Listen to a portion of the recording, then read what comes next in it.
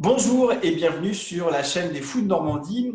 Aujourd'hui, on va recevoir Coraline Ingré, qui est psychiatre et psychothérapeute à Nancy. Et elle va nous parler de l'état de stress post-traumatique, du traumatisme en général. Elle va nous présenter un petit peu ce que c'est et puis elle va nous parler éventuellement des solutions. Bonjour à toi, bienvenue sur la chaîne Fous de Normandie. Merci Alors, beaucoup.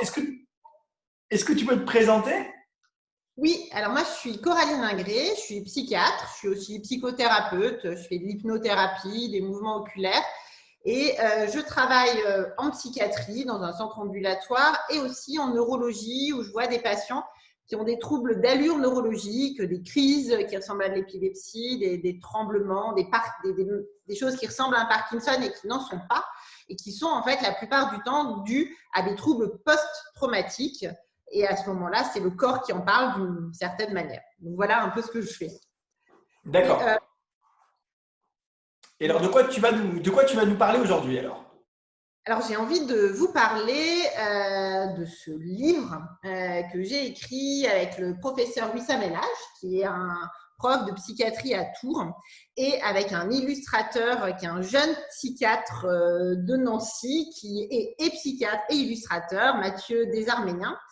Et en fait, on a voulu écrire ce livre parce qu'on est confronté régulièrement à pas mal de patients qu'on voit des années après qu'ils aient subi des traumatismes, qui ont des troubles post-traumatiques et qui ont erré, qui n'ont pas vraiment compris ce qui se passait, qui ont été culpabilisés et qui ne sont pas forcément tombés sur des thérapeutes adéquats à ce type de prise en charge. Et on avait vraiment envie de leur donner un support pour comprendre ce qui leur arrive, pour qu'ils aient des outils concrets pour agir par eux-mêmes, parce qu'on est assez persuadés, Wissam et moi, que la plupart des patients ont vraiment des ressources pour s'en sortir d'eux-mêmes. Alors, on peut le voir, hein, ça dépend du type de traumatisme et de l'intensité des troubles, mais il y a plein de choses à faire par soi-même, et puis aussi d'être accompagné par des thérapeutes quand c'est nécessaire. Donc, c'est un petit peu ce cheminement. On a fait un livre qui est très illustré, avec une question, un chapitre, et je vais essayer de vous présenter un petit peu ça en prenant juste un peu des illustrations du livre et pour que vous me suiviez avec moi et pour tous ceux d'entre vous qui ont été malheureusement exposés à des traumatismes, et on verra un peu ce qu'on entend derrière ce terme, et bien que vous puissiez trouver des clés pour vous en sortir et puis surtout mieux comprendre. Parce que quand on comprend bien les choses, on est vraiment plus en capacité d'agir et de se traiter. Super, c'est un super programme. Alors, c'est à toi, vas-y, tu peux commencer. Super. Hop, donc voilà ce livre dont je vous parlais avec trois axes: comprendre, agir, traiter. Alors ça, voilà, notre petit illustrateur qui a illustré ça de cette manière-là. On a trois personnages, hein, trois patients exposés à des traumas qui nous accompagnent dans le livre. Et on va apprendre à agir sur ses émotions, sur ses pensées, sur son bien-être et globalement sur sa vie. Et puis, avec l'aide d'un thérapeute, on peut faire la même chose. Ça dépend un petit peu de la gravité et de d'où on en est pour avoir besoin. Donc, comprendre les traumatismes, avant tout, qu'est-ce qu'un traumatisme? Un traumatisme, hop, c'est parti, mais ça va trop vite, voilà. Un traumatisme, qu'est-ce que c'est? Un psychotraumatisme, c'est normalement un événement brutal, assez soudain, où on a un vécu de mort imminente ou de perte d'intégrité, de blessures profondes ou de perte d'intégrité physique par des atteintes sexuelles et des abus sexuels. Ça, c'est la définition du traumatisme. Soit ça m'arrive à moi, soit ça arrive à un proche, soit je suis témoin de ce qui se passe. Et cela peut constituer un traumatisme. Ça peut être donc un accident, une agression physique, sexuelle, ça peut être la perte brutale d'un être cher auquel on n'était pas préparé, ça peut être du harcèlement scolaire fort, du harcèlement au travail, bien sûr tout ce qui est de l'ordre des violences conjugales, et puis je ne peux ne pas vous parler aujourd'hui de ce contexte actuel et du Covid, en quoi effectivement le Covid peut être traumatisant. Alors pour moi, le Covid n'est pas psychotraumatisant pour tout le monde. Enfin, la Covid. C'est psychotraumatisant si vous vous retrouvez en réanimation avec l'impression que vous allez vous étouffer et mourir. Là, évidemment, vous pouvez développer un psychotraumatisme et des troubles. Si vous perdez quelqu'un brutalement, d'autant plus sans pouvoir l'accompagner. Si vous êtes soignant et que vous vous retrouvez à avoir des dizaines de personnes qui meurent dans votre service et que vous êtes impuissant par rapport à ça.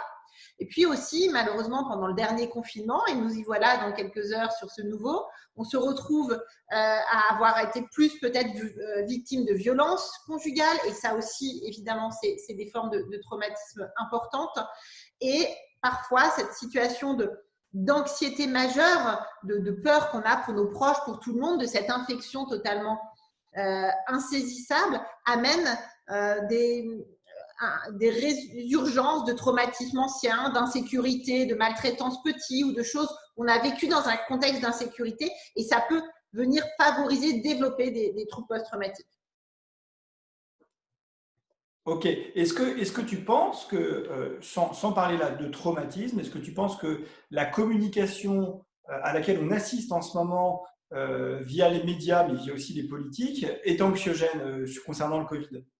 Je pense qu'elle est particulièrement anxiogène, enfin, sans aucun doute, et que chez des sujets fragiles avec des antécédents de traumatisme, d'insécurité relationnelle, en particulier la maltraitance dans l'enfance, etc., ou des gens qui ont déjà vécu des situations très anxiogènes, c'est quand même extrêmement à risque de décompensation, et qu'on a besoin, je pense qu'il est urgent de donner aux gens des clés, des outils. Alors ça a pullulé sur le net et c'est très bien, hein, des outils de développement personnel, de prise en charge des émotions, de méditation, d'hypnose, de tout ce que vous voulez, parce que les gens ont besoin d'apprendre à comprendre ce qu'ils ressentent, quelles sont leurs émotions, quelles sont leurs pensées. Et justement, dans ce livre, on leur donne des outils. Hein. Il y a aussi un cahier d'exercices de 60 pages qui est téléchargeable, qui permet d'avancer concrètement sur comment je peux prendre le contrôle de mes émotions et de mes pensées, quand je peux avoir qu'en tête, mais mon Dieu, qu'est-ce qui va se passer? On va tous mourir, c'est ce qu'ils semblent nous dire, on est en guerre, c'est horrible, quoi. Donc, ouais. Donc voilà, effectivement, pour le trauma. Et donc, normalement, un trauma, alors, il va y avoir à ce moment-là, vous êtes face à un accident, vous vous réveillez, vous subissez malheureusement une agression sexuelle, vous avez été victime de violences de la part d'un parent pendant l'enfance. Pendant ces traumatismes, on a des émotions, de la peur, de la colère, du dégoût, de la terreur. On a effectivement un vécu physique, hein, on peut avoir le cœur qui s'accélère, des nausées, des choses comme ça. On peut se sentir totalement impuissant, on peut se sentir avec un sentiment de menace, d'injustice, et puis on peut avoir des réactions comportementales. Donc, effectivement, il y a 3 grandes manières de réagir face à une menace. On appelle ça les 3 F. On peut se figer, vraiment être cloué sur place, totalement se figer. On retrouve ça dans le monde animal. Hein. C'est très utile de se figer et de passer pour un animal mort quand il y a un prédateur face à soi. On peut fuir pour échapper au danger, ou on peut se battre. Et effectivement, lors d'un traumatisme, en tout cas, il faut bien se dire que notre cerveau est super bien fait. Il a la possibilité de déconnecter la partie intellectuelle de la partie survie pour réagir sur un mode direct, exactement comme un animal ferait face à une grande menace. Et ça, c'est très utile, mais c'est aussi énormément le lieu de culpabilisation, parce que malheureusement, si on prend les victimes d'agressions sexuelles, beaucoup, au moment de leur agression sexuelle, ne se sont pas débattues, se sont figées à un moment. Et alors, elles vont en culpabiliser en disant « mais j'aurais dû me sauver, j'aurais dû me battre ». Et en fait, c'était très utile sur le moment. Quelque part, ça empêche une augmentation de l'agressivité de l'agresseur en face qui est plus fort. Mais pour autant, si on ne comprend pas que ça fait partie du processus et que ça s'appelle de la dissociation, mais que c'est un processus normal, eh ben, on va se culpabiliser d'une réaction qui était pourtant une réaction saine et de survie de son cerveau. Bien sûr. Et alors, il y a aussi beaucoup de gens qui n'arrivent pas à comprendre que quelqu'un qui est agressif, qui est dans le combat, dans un cadre de stress, c'est aussi de l'angoisse. Hein. Et toi, tu l'as bien dit, hein, le fight, le combattre, hein, dans les 3 F, c'est aussi une réaction fréquente, normale et qui n'est pas forcément pathologique à un sentiment d'agression. Hein. Tout à fait. Et de stress, hein, parce que souvent on entend dire « Ah ben non, lui c'est pas quelqu'un de stressé, t'as vu comment il est combatif, t'as vu comment il est agressif, etc. » Ça n'a rien à voir. Exactement, hein. C'est vraiment une de ces 3 modalités en fonction de la personne. Et c'est vrai que comme le cerveau se débranche en partie, hein, à ce moment-là sur une forte menace, on va avoir ce qu'on appelle de la dissociation qui peut arriver, c'est-à-dire que une partie de son cerveau est déconnectée des autres, les émotions, les pensées, La conscience de l'environnement peut être déconnectée et on peut se retrouver à oublier des éléments qui se sont déroulés pendant le traumatisme, ce qui explique pourquoi les victimes sont toujours très en difficulté lors des plaintes de décrire en détail, qu'elles peuvent avoir un discours qui change, mais simplement parce que physiologiquement, leur cerveau à ce moment-là a eu une amnésie de certains événements, même si ce n'est pas forcément totalement perdu à jamais, mais voilà. Et ça peut expliquer aussi le fait que certaines victimes, pendant l'agression, se retrouvent à avoir le sentiment d'être presque sorties d'elles-mêmes, de regarder la scène comme elles étaient spectateurs. Et tous ces phénomènes qui sont finalement assez étranges pour des personnes qui n'ont pas été confrontées à ce type d'agression, de menace. Moi, j'avais une patiente maltraitée où à chaque fois qu'elle était rouée de coups, elle était totalement déconnectée, elle se mettait dans un monde imaginaire hyper agréable. Mais c'est des phénomènes de survie et de protection très utiles en fait.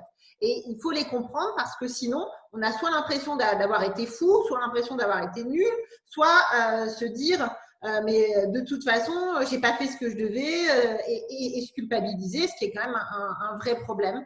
Et donc, après une agression, après un attentat, après le Bataclan, si malheureusement vous perdez quelqu'un pendant cette pandémie ou si vous vous retrouvez vous-même infecté avec le sentiment d'étouffer ou toute autre chose, eh ben, il y a des choses. Vous pouvez avoir des souvenirs qui vous reviennent, on appelle ça de l'intrusion ou des cauchemars. Vous pouvez vous retrouver différent, être triste ou être au contraire irritable, vous mettre à ne plus du tout vouloir en entendre parler, éviter tout ce qui vous rappelle le traumatisme. Vous pouvez continuer à avoir ces choses un peu étranges, vous sentir détaché, trouver le monde irréel ou ce genre de choses, ou au contraire être totalement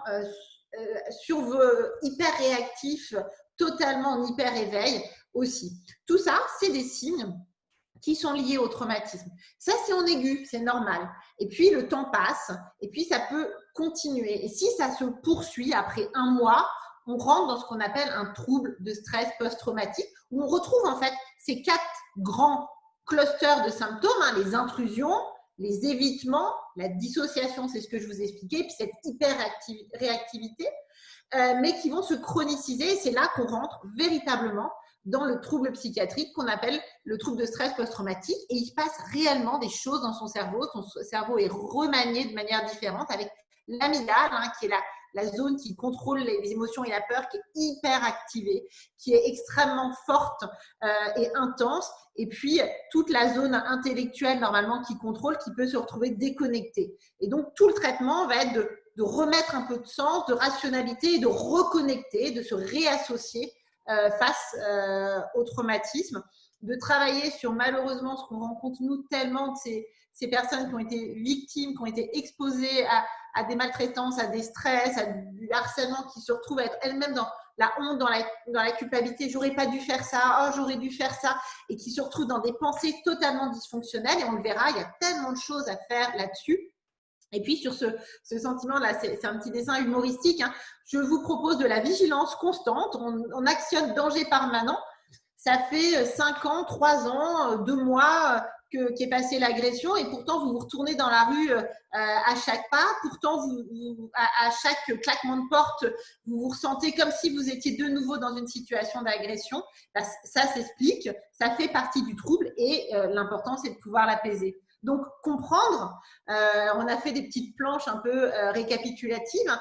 Comprendre mon traumatisme, est-ce que de quelle nature il était, est-ce qu'il était unique ou est-ce que malheureusement c'était un traumatisme multiple où j'ai été victime de maltraitance et puis d'un compagnon violent et puis je me suis retrouvée dans des situations de plus en plus compliquées. J'ai les symptômes qui sont normaux au début. Si ça dure moins d'un mois, un état de stress aigu. Si par contre ça se chronicise au plus d'un mois, on parle de trouble de stress post-traumatique où on peut avoir des complications. Les maux corporels dont je vous parlais, hein, moi des patients que je vois qui développent des véritables paralysies, crises en lien avec ça. Et puis aussi ce qu'on appelle un trouble de la personnalité post-traumatique qui se rapproche du borderline, mais c'est un autre sujet, où on va avoir vraiment un fonctionnement qui va se retrouver altéré. Oui, voilà. Alors peut-être on peut dire que parfois ces personnes reçoivent pas forcément les bons diagnostics. Exactement, oui. Chez une femme, par exemple, certaines personnes vont être tentées de parler d'hystérie, par exemple. Ah là là, si tu me lances là-dessus, on peut faire 1 heure d'autres entretiens. Terrible. Mais il faut qu'on en parle parce que si tu veux, tu sais bien que tu as eu des patients et j'ai eu des patientes qui sont venus avec ce diagnostic-là en disant « je ne comprends pas, on m'a dit que c'était comme ça ». Et en fait, ce n'était pas du tout ça. Et notamment, entre autres, ça pouvait être un état de stress post-traumatique. Eh ben, vraiment, alors sur l'hystérie, je veux absolument qu'on refasse un interview parce que Ouais. c'est un peu mon combat actuel de lutter contre ce terme Bien qui sûr. ne veut absolument plus rien dire et qui est très souvent post-traumatique et post-traumatique réel hein, et non fantasmé comme certaines littératures ont pu évoquer à un moment. On se comprend. Donc, voilà pour le comprendre. Alors, c'est bien beau, mais maintenant, il faut agir. Je vais passer vite, mais il y a une grande partie qui est d'agir sur son entourage. Parce que quand on a été victime d'une manière ou d'une autre, si l'entourage est l'agresseur, bon, évidemment, il y a tout ce travail de s'en défaire et de s'en éloigner. Mais deux, on a parfois des gens qui sont pavés de bonne intention, qui ont envie d'être aidants, qui ont envie de nous sortir de ce mal-être, de ces cauchemars, et qui vont être totalement à côté de la plaque dans la façon dont ils nous aident. Donc, ce bouquin est aussi a pour but d'aider l'entourage à se positionner quand même mieux et à traiter au niveau de ça. On va encourager les personnes à sortir du silence. Sortir du silence ne veut pas dire forcément aller porter plainte, même si évidemment ça se pose. Mais sortir du silence, c'est quand je reste avec mon traumatisme, quand je reste avec tout ce qui m'est arrivé et que je n'en parle à personne et que c'est en moi, évidemment qu'à un moment ou à un autre, ça va avoir des répercussions sur mon corps, ça va avoir des répercussions sur mon fonctionnement. Donc la première étape avant tout va être de pouvoir en parler. Ça, c'est absolument indispensable. Là, j'explique aux proches qu'est-ce qu'ils ne doivent pas faire, culpabiliser la victime, la critiquer sur ses réactions, lui dire bon allez, c'est du passé, tourne la page, c'est bon maintenant, on passe à autre chose. Donc, pour plein de raisons, cela est éminemment toxique et à éviter. Et donc là encore, nous avons réalisé une petite planche, agir sur son entourage. Alors je brise le mur du silence. Pour les proches, qu'est-ce que vous ne devez pas faire, ce que je viens de vous dire. Au contraire, aidez-les à exprimer leurs émotions, aidez-les à les accompagner, encouragez-les à se faire suivre s'ils vont mal. Et puis, de son côté, si j'ai subi un traumatisme, eh ben j'essaye aussi d'être un peu tolérant avec mes proches parce qu'ils ne peuvent pas totalement comprendre tout ce qui s'est passé. Ce n'est pas pour autant qu'ils ne peuvent pas m'aider, mais parfois on a tendance à être dans le rejet. Et puis, se poser la question de la plainte. Alors ça, c'est une vraie grande question. Le pour et le contre, je n'ai pas à dire je n'ai pas à vous encourager à porter plainte à 100% parce que malheureusement, une réalité est que parfois dans les commissariats, vous pouvez avoir ce qu'on appelle un surtraumatisme si vous êtes reçu par quelqu'un qui ne prend pas en compte, qui vous culpabilise, qui vous demande mais quelle était la longueur de votre jupe oui, enfin c'est quand même votre mari, alors bon, bref, j'en passe des pires malheureusement. Et puis on a un très très faible pourcentage de toutes ces plaintes qui arrivent en cour d'assises et qui sont jugées. Donc c'est une vraie manière d'être reconnue en tant que victime et ça peut être extrêmement important, mais il faut effectivement bien y être préparé, bien y être entouré pour aller dans ce cheminement de la plainte qui est très utile. Donc ça, c'est pour son entourage. Et puis, maintenant, rentrons un peu dans le vif du sujet. C'est très vrai pour les traumas, mais c'est très vrai pour tout ce stress et cette angoisse actuelle. Qu'est-ce que je peux faire pour agir sur mes émotions ? Alors déjà, vous voyez, ce petit bonhomme, les émotions avec une table de mixage, elles sont toutes à des niveaux différents. Comment j'agis ? Déjà, il faut que je me connecte à mes sensations, que je fasse le lien entre ce que je ressens et l'émotion qui en découle. Donc, je l'identifie, que je l'accepte, alors qu'on est dans une société où il faut lutter contre ces émotions. Tu souris, tu es content, tout va bien, mais tu n'as pas le droit d'être triste, tu n'as pas le droit d'avoir peur, tu n'as pas le droit d'être en colère. Pourtant, ces émotions, elles font tellement partie de nous et elles sont tellement indispensables. Et puis, je l'exprime. Alors, voilà, une émotion, c'est déclenché soit par une situation extérieure, soit par des pensées et des ressentis. Vous le savez bien, il nous suffit de penser à quelque chose pour parfois ressentir une profonde tristesse ou une profonde angoisse. Mais ce qui est important comme message, c'est que les émotions, c'est utile. Il n'y a pas de bonnes et de mauvaises émotions. Il y en a des agréables, il y en a des désagréables, mais elles sont toutes utiles. Elles ont des changements physiques et elles véhiculent des messages. Il faut qu'on apprenne à écouter ce que nous dit notre émotion parce qu'elle véhicule un message. Si effectivement j'ai peur, il y a une alerte, il y a un danger et mon besoin, c'est un besoin de protection, de sûreté. Donc, écoutons ce que nous disent nos émotions et ça s'apprend. Donc, on les reconnaît. J'aime bien ce petit jeu, effectivement. Qui c'est derrière moi ? Je dois reconnaître mes émotions. Parfois, c'est un espèce de méli-mélo, quoi. Je ne suis pas bien, mais je ne sais pas, je suis envahie. Ok, je les laisse venir, je prends le temps. en ayant un peu de compréhension sur ce que c'est que mes émotions, eh ben, je peux peu à peu trier et voir, bah ouais, il y a probablement de la peur, mais il y a aussi de la colère, et puis il y a quand même un peu de joie quelque part. Et je fais le tri et je ne lutte plus, mais au contraire, je les accepte et je les regarde, ces émotions. Précisément dans le trauma, hein, on a aussi ce qu'on appelle des réactivations traumatiques. Ça s'appelle des flashbacks. Hein. Je suis en train de revivre le moment où j'ai vu mon père mourir sur son lit d'hôpital et ça revient sous forme de cauchemar. Et en fait, bah, à chaque fois que je passe devant un hôpital, pouf, j'ai l'image qui me revient. Alors, j'évite et je fais des détours pour ne plus passer devant l'hôpital. Et ben, il y a des moyens de gérer les déclencheurs, que ce soit des situations ou des pensées. Et donc, on en développe, mais vous pouvez agir sur cela et c'est très important. Donc, en fait, ces émotions, le message clé, hein, c'est je ne les réprime pas, ça ne sert à rien et au contraire, c'est très toxique. Je rentre dans l'itinéraire d'acceptation émotionnelle, identifier, repérer mes besoins, comprendre la situation. Et puis, j'ai plein de possibilités d'action sur mes émotions. Pour les canaliser, j'ai de la relaxation, de la sophro, j'ai allé sortir, j'ai regardé de la nature, appeler quelqu'un, faire un petit exercice d'auto-hypnose, m'ancrer dans l'ici et maintenant, allumer la musique, etc. Donc, on liste ensemble tout un tas de petits moyens. Et puis, dans le feuillet d'exercice et dans le livre, il y a des QR codes qui renvoient à des vidéos et à des audios pour vous accompagner. Un chemin qui n'est pas simple, mais qui est très important, c'est agir sur ses pensées. Agir sur ses pensées, ce n'est pas toujours simple et parfois on a vraiment besoin d'un thérapeute pour nous y accompagner, mais il y a des petites choses à savoir et sur lesquelles tout un chacun peut déjà comprendre. Déjà, il faut se dire qu'il faut aller voir ce qui se passe un peu dans sa tête, qu'est-ce que ma tête, elle me raconte, et se dire qu'on a le droit de prendre du recul. Ma tête, elle essaye parfois de me vendre des idées comme si c'était une réalité implacable. Et ben non, je peux prendre du recul et puis je peux me mettre à les changer.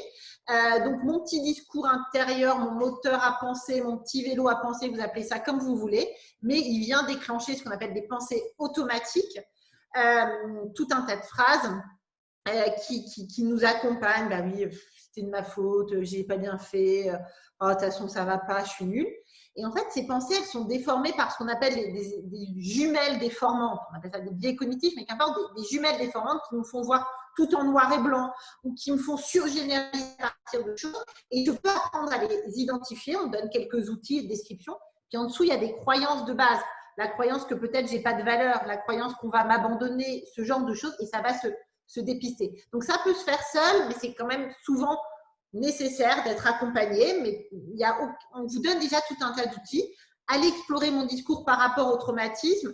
Qu'est-ce que je pense de la sécurité dans la société? Comment je juge mes réactions? Comment je juge mes symptômes?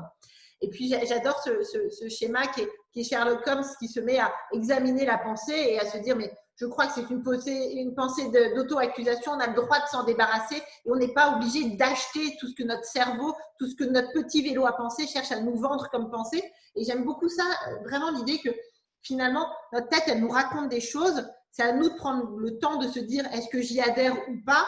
Et c'est souvent, elle essaye de mettre plus de force de conviction pour les idées les plus pourries et dysfonctionnelles. C'est un petit peu comme si vous avez un objet à vendre qui est vraiment mal, et ben vous allez sortir le meilleur vendeur, le plus fourbe, avec les meilleures techniques commerciales pour vous faire adhérer et vous faire acheter une pensée qui ne repose sur rien. Donc ça, c'est tout un travail à faire que j'aime beaucoup, avec l'idée de se dire, derrière, on a le droit de prendre les contrôles de sa rendu au mental et de se dire, OK, on a le droit aussi d'avoir des pensées positives.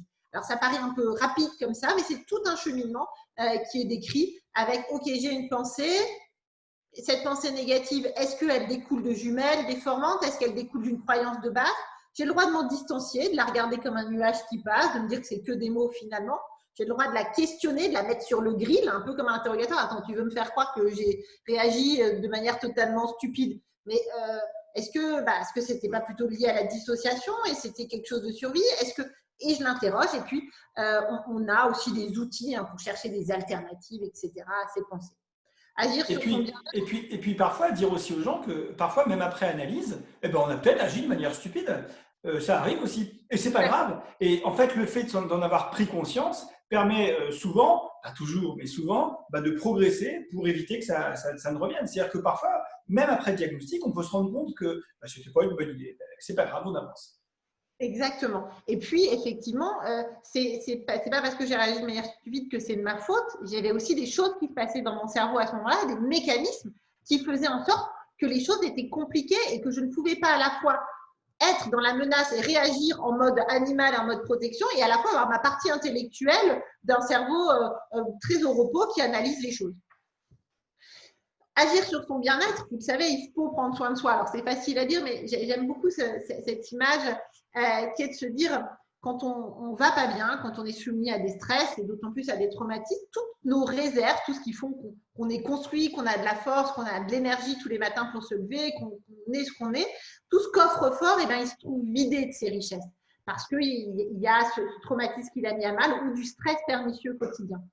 Et prendre soin de soi, ça va être trouver tous les millions de moyens qui existent pour aller remplir son coffre-fort par des choses agréables, en prenant soin de son corps, de ses relations, de ses émotions, et trouver des choses qui vous font du bien. Donc, on vous en liste tout un tas, hein, mais il y a plein de choses possibles à faire. La relaxation, de la méditation, se balader, prendre un bain après une copine, vous acheter quelque chose qui vous fait plaisir, lire un bon bouquin, enfin, n'importe. Mais il y a plein de choses et en tout cas, accepter ses émotions, ça fait aussi partie du b.a.-ba pour ça. Donc voilà, prendre soin de soi. Il y a plein de choses à faire. On a mis cette petite personne au milieu d'un carrefour parce que quand c'est prendre soin de soi, il y a quand même tout un tas d'actions possibles où les personnes par elles-mêmes peuvent le faire. Et puis, agir sur sa vie, alors ça paraît peut-être un peu présomptueux comme terme, mais pas du tout. Après un traumatisme, vous avez deux options. Soit vous dire, je place mon énergie pour lutter à ne pas penser à ce traumatisme, à ses conséquences, pour ne pas ressentir toutes ces douleurs et je vais placer mon énergie et ma vie à faire en sorte que je passe à autre chose, que j'y pense plus et que ça vienne plus. Soit je me dis, mon énergie, au lieu qu'elle soit dans la lutte sans arrêt autour de ça, je vais faire en sorte de la mettre vis-à-vis de ce qui m'importe vraiment. Quelles sont mes valeurs, vers quoi je veux aller, qui je suis, dans quelle direction je veux. Parce que parfois, le traumatisme, en fait, ça nous éloigne de ce qu'on voulait faire de sa vie, tellement les douleurs, la souffrance est là, et qu'on ne raisonne plus qu'en fonction de ce traumatisme et on met plus d'énergie à lutter contre que d'énergie à faire ce qui est important pour soi. Donc, c'est un vrai choix, c'est pas simple, ça se travaille en définissant ses valeurs, ça se travaille, il y a plein d'outils. Donc, on a défini dans le cahier d'exercice vraiment une méthode pour apprendre à trouver ses valeurs, ce qui n'est pas si simple, et à voir ce qu'on fait vraiment autour de ces valeurs. Et puis, j'aime bien cette idée que finalement, après un traumatisme, tout s'est effondré régulièrement, cette espèce de structure en Lego qui a pu s'effondrer. Mais le fait qu'elle soit effondrée, ça vous donne l'opportunité de la reconstruire. Et donc, on vous propose un modèle plus solide et plus beau. Vous avez aussi le choix de reconstruire les choses d'une manière différente et d'une manière effectivement plus forte et plus belle. Voilà, donc je laisse le passé et le traumatisme et puis je sais la lutte contre tout cela pour essayer de vivre intensément et puis choisir un vrai chemin, un nouveau cap vers mes valeurs. Vous l'avez vu, donc il y a tout un tas de choses que vous pouvez faire par vous-même, mais parfois, parce que le trouble de stress post-traumatique est trop intense, parce qu'il est associé à des troubles de la personnalité, parce qu'il y a eu beaucoup d'insécurité petit, parce qu'il y a eu de la maltraitance, parce que on ne sait pas, parce que ce traumatisme à ce moment-là a été plus grave que pour quelqu'un d'autre, parce que vous n'avez pas eu l'entourage, des relations qui vous ont aidé à ce niveau-là, que la justice n'a pas fait ce qu'elle aurait dû faire, etc., etc. Et ben, les troubles peuvent être trop forts pour s'en sortir soi-même. Et il est hyper important de pouvoir se faire aider, parce que ce n'est pas rien. Et on a tellement d'outils efficaces aujourd'hui pour sortir d'un trouble de stress post-traumatique que rester avec cette souffrance seule, c'est un gâchis et une souffrance bien trop importante. Donc, quand faire appel à un psy? Alors, quand la souffrance est trop importante, quand effectivement il n'y a pas cet entourage, quand votre fonctionnement il est perturbé depuis trop longtemps, quand vous êtes trop éloigné de ce que vous êtes, il faut vous faire aider par quelqu'un qui maîtrise des outils du trouble de stress post-traumatique.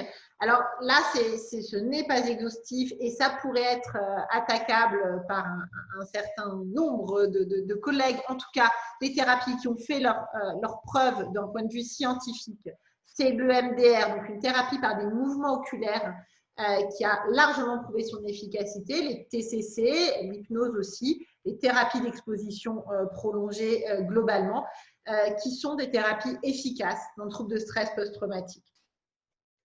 Le but, ça va être une bonne thérapie, c'est avant tout un bon thérapeute avec lequel vous êtes en confiance, avec lequel vous vous sentez bien. Ça, c'est capital. Il y a des obédiences qui sont moins reconnues comme efficaces dans les troubles de stress post-traumatique, mais ce qui est quand même capital, c'est d'avoir quelqu'un avec qui vous vous sentez bien et en confiance pour aborder ces choses-là. Et il est prouvé qu'une étape assez capitale, s'exposer aux souvenirs traumatiques pour pouvoir l'intégrer et donc revenir sur ce vécu traumatique. C'est pas simple, mais c'est ce qui marche le mieux pour arrêter les flashbacks, pour reprendre le contrôle sur soi. Et puis, il y a essayer d'éviter de tout ce qui était évité jusque-là. Donc, il y a un peu des inconditionnels dans les thérapies. Sur le niveau de preuve, parce que vous savez, tu sais, sur cette chaîne, on parle beaucoup de littérature scientifique, de niveau de preuve, donc c'est important. Le niveau de preuve des psychothérapies qui sont exposées là, il n'est pas très élevé. Il n'est pas très élevé, notamment en raison de la méthodologie qu'il est nécessaire de mettre en place pour pouvoir montrer les preuves d'une éventuelle efficacité. Par contre, ce dont on est sûr, et ce dont on est parfaitement certain, c'est que se faire aider, et en particulier, comme tu l'as dit, par quelqu'un qui a une écoute bienveillante, en qui on a confiance et envers qui on va pouvoir dire ce qu'on a à dire et ce qu'on a besoin de dire et qui va nous aider à accoucher de ce qu'on a à dire, ça marche tout le temps. Ça marche pour tout. Et donc, de toute façon, même si, je dirais, bon, l'efficacité spécifique de chacune des approches est peut-être pas avec un niveau de preuve très élevé, ça c'est vrai. De toute façon, le fait de trouver un professionnel en qui vous avez confiance, qui a une écoute bienveillante et avec qui ça se passe très bien, vous irez mieux grâce à ça. Et ça, c'est parfaitement démontré. Voilà. Tout à fait. Et alors, il y a quand même un niveau de preuve plus important sur tout ce qui est des thérapies qui vont exposer au trauma et aux souvenirs traumatiques, que ce soit avec des mouvements oculaires, que ce soit un scénario d'exposition X ou Y. Et ce n'est pas simple parce que beaucoup de thérapeutes ne sont pas formés, n'osent pas non plus aller sur ces aspects-là. Donc, ce traité, ai-je besoin d'un psy? Non, non, parce que dans les outils pour agir par soi-même, j'ai trouvé ce qu'il me fallait, je n'ai pas besoin. Oui, si la souffrance est trop intense, si mon fonctionnement est perturbé, si je ne comprends pas ce qui m'arrive, alors dans ce cas-là, retourner à la partie comprendre pour mieux comprendre les choses. Quand au premier signe d'alerte, ou si les symptômes persistent et que je n'en sors pas, de préférence un psychiatre ou un psychologue formé à une thérapie reconnue et qui reste accessible, financièrement aussi accessible pour vous et surtout avec lequel la relation passe bien, c'est indispensable. Et dans quel but? Accepter, intégrer ce vécu traumatique, il existe des techniques, retrouver un fonctionnement satisfaisant et développer mon bien-être, puisque c'est ça qui est important. Alors voilà, pour finir un petit peu ce dessin, le trauma, on peut le comparer à une tempête, ça nous tombe dessus brutalement ou malheureusement pour certains depuis longtemps. Et il y a des perturbations, il y a de la souffrance. Il y a vraiment une étape par accepter ce qui ne peut plus être, ce qui ne peut pas être changé. Hop, excusez-moi, ça ne va pas. Hop, pardon, oui. Accepter ce qui ne peut plus être changé et puis redéfinir un nouveau cap, prendre soin de soi, se poser sur une petite île et puis redéfinir un nouveau cap. Voilà un petit peu le chemin qu'on peut avoir pour sortir du trauma.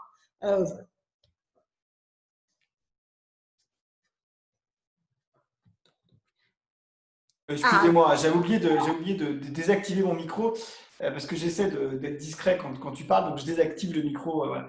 Donc, ce qu'on peut dire aussi aux gens, d'abord merci, c'était hyper intéressant, et ce qu'on peut dire aussi aux gens, c'est que l'état de stress post-traumatique, c'est rarement, ça arrive, mais rarement un trouble isolé chez un individu. Il y a souvent ce qu'on appelle des comorbidités, des troubles associés, très souvent des troubles anxieux, puisque l'état de stress post-traumatique, on peut raisonnablement le classer parmi les troubles anxieux, même si c'est…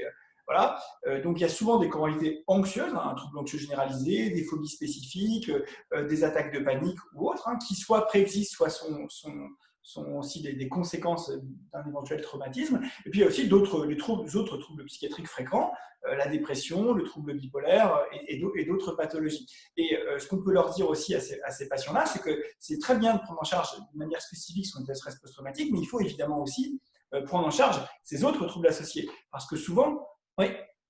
Oui, non, mais carrément. Alors, effectivement, je suis passée vite, mais dans toute la partie comprendre, on prend le temps d'expliquer. Il y a aussi toutes les addictions, en fait. On est tellement mal qu'il est quand même parfois recours à l'alcool, aux anxiolytiques de manière mésusée pour essayer de gérer les choses. Cette dépression qui arrive, ces troubles anxieux qui arrivent, effectivement. Puis, finalement, le trauma, on le retrouve aussi on le retrouve dans la schizophrénie. On retrouve des taux de traumatisme infantile précoce plus important dans la schizophrénie qu'en population générale. Enfin, donc, le traumatisme, il est dans beaucoup de pathologies psychiatriques, sans aucun doute, que ce soit sur le devant ou que ce soit comorbide. Et il est indispensable de regarder les choses dans la globalité.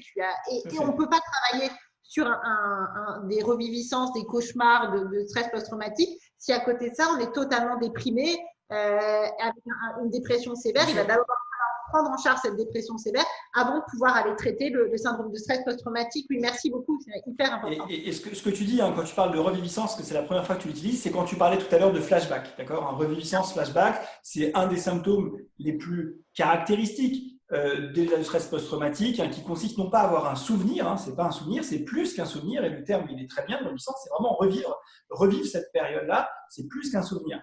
Alors, ce qu'on peut aussi dire de manière générale, je ne sais pas si tu es d'accord avec moi, c'est que toi tu parles du traumatisme, qui est une sorte de stress paroxystique, mais comme tu l'as très bien dit, le stress aussi en général, pas forcément le traumatisme, mais le stress en général est impliqué dans toutes les pathologies psychiatriques, et il y a aussi un impact important dans les pathologies non psychiatriques. Et là, on arrive à l'histoire du Covid, puisque là, les personnes qui vont voir cette vidéo vont la voir dans les prochains jours, dans les tout prochains jours, les prochaines heures, et donc on sera en tout début de confinement. On sait malheureusement que le confinement a augmenté de manière significative la dépression aux États-Unis. On a du x2, hein. x2, c'est multiplié par 2, quelque chose d'extrêmement fréquent. Hein. C'est terrible, c'est vraiment pas du tout un détail. On n'a pas augmenté par 2 quelque chose de rare. On a augmenté par 2 ce que l'OMS considère comme la chose la plus invalidante, la cause numéro 1 d'invalidité dans le monde. D'accord ? Donc, il faut vraiment que moi j'essaie de militer pour que les psychiatres aient aussi voix au chapitre dans les mesures qui sont prises, parce qu'elles ne seront pas sans conséquences psychiatriques. Certes, c'est un stress et de voir quelqu'un, notamment d'âgé, mourir. On est tous très tristes quand quelqu'un de notre famille qui a 75 ou 80 ans meurt, c'est sûr. Mais il faut aussi essayer de pondérer les mesures aux conséquences sociales, sociétales et psychiatriques. Oui, c'est une vraie question. Et ce stress, là, on se pose beaucoup de questions sur cette deuxième confinement et toutes les décompensations anxieuses, dépressives qu'on imagine fortement à ce niveau-là. Et c'est vrai que je vous encourage tous à prendre soin de vous émotionnellement, à apprendre à cheminer sur vos émotions, à apprendre à cheminer sur vos pensées, sur votre bien-être, à savoir vraiment qu'est-ce qui est important pour vous, quelles sont vos valeurs. Et ce chemin-là, je l'ai mis de manière très raccourcie, mais il existe ce livre, mais il existe des centaines de ressources sur Internet, des milliers de ressources sur Internet. Si vous avez du temps, allez-y. Prenez du temps pour apprendre à agir sur vos émotions, sur vos pensées, parce qu'on est dans un environnement tellement stressant, tellement difficile, que c'est des outils indispensables qu'on devrait d'ailleurs apprendre dès la maternelle à tous les enfants et grandir avec. Mais malheureusement, ce n'est pas encore tout à fait le cas, et ce n'est pas le cas pour beaucoup d'entre nous. Donc, prenez soin de vous et apprenez à agir. Bah écoute, merci infiniment, c'était vraiment formidable. Et puis, j'espère à très bientôt sur la chaîne pour parler d'hystérie, qui est quelque chose… On peut le dire, c'est honteux. C'est honteux. C'est honteux, le diagnostic d'hystérie. C'est honteux, mais c'est rigolo. J'ai posté un tweet hier sur l'hystérie en disant je veux que ça s'arrête. Ah oui, on n'en peut plus. Eh bien, écoute, je suis ravie. On se retrouvera sur ce sujet alors. Ça marche. À bientôt. Salut.